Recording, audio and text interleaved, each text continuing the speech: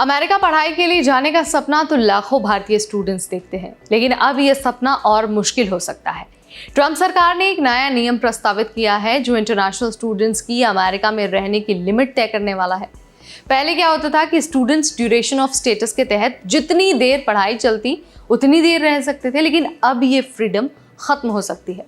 नए रूल के अनुसार इंटरनेशनल स्टूडेंट्स, प्रोफेसर्स और यहाँ तक कि मीडिया रिप्रेजेंटेटिव्स भी सिर्फ फिक्स टाइम के लिए अमेरिका में रह पाएंगे, और इसका असर सबसे ज़्यादा पड़ेगा भारतीय स्टूडेंट्स पर जो अभी 3 लाख से भी ज़्यादा संख्या में अमेरिका में पढ़ाई कर रहे हैं। तो सवाल ये है कि क्या ये नया नियम स्टूडेंट्स के सपनों पर ताला लगाएगा या फिर अमेरिका अपनी पॉलिसी को और सख्त बनाकर खुद नुकसान करेगा। चलिए आपको इस वीडियो में सारी डिटेल बता देते हैं बहुत आसान भाषा में।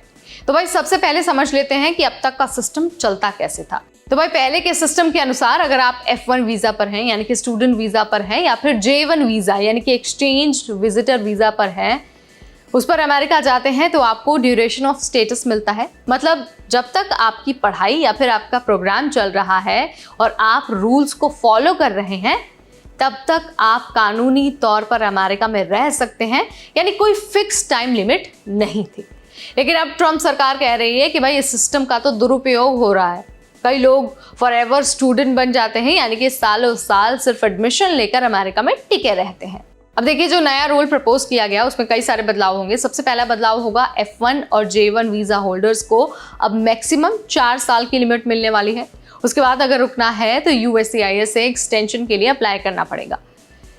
आई वीज़ा वाले मीडिया रिप्रेजेंटेटिव के लिए टाइम और भी कम होगा, यानी कि सिर्फ 240 दिन की परमिशन मिलेगी, फिर एक बार एक्सटेंशन मिल सकता है।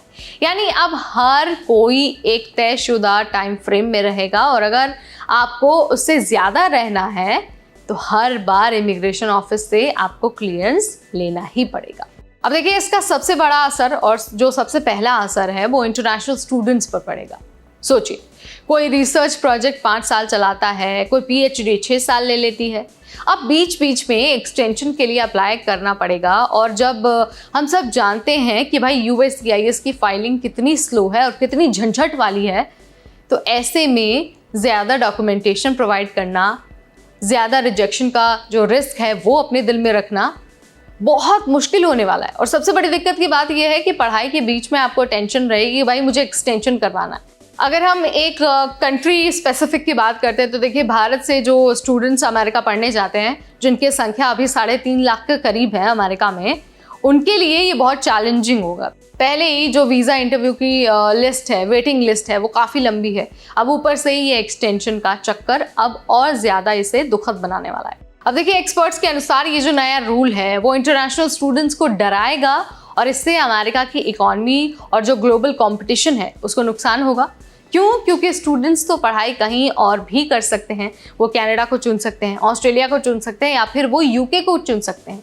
लेकिन अगर अमेरिका ने अपने रूल सख्त किए तो उसके खुद के कॉलेजेस और खुद की यूनिवर्सिटीज़ को झटका लगने वाला है, और इस झटके को सहने के लिए शायद अमेरिका अभी तैयार नहीं है। तो भाई ये था पूरा मामला। फिलहाल ये नियम सिर्फ प्रपोजल है, मतलब अभी लागू नहीं हुआ है। पब्लिक कमेंट पीरियड चल रहा है, उसके बाद गवर्नमेंट फाइनल डिसीजन लेगी कि भाई इस नियम को रखना है या फिर इसमें एडिटिंग करनी है। लेकिन इतना तो तय है कि अगर ये रूल लागू हो गया तो अमेरिका में पढ़ाई करने का सपना और ज़्यादा टफ हो जाएगा। इस वीडियो में फिलहाल इतना ही, अगली बार फिर आएंगे नई जानकारी लेकर। Till then this is me Neha Upadhyay signing of.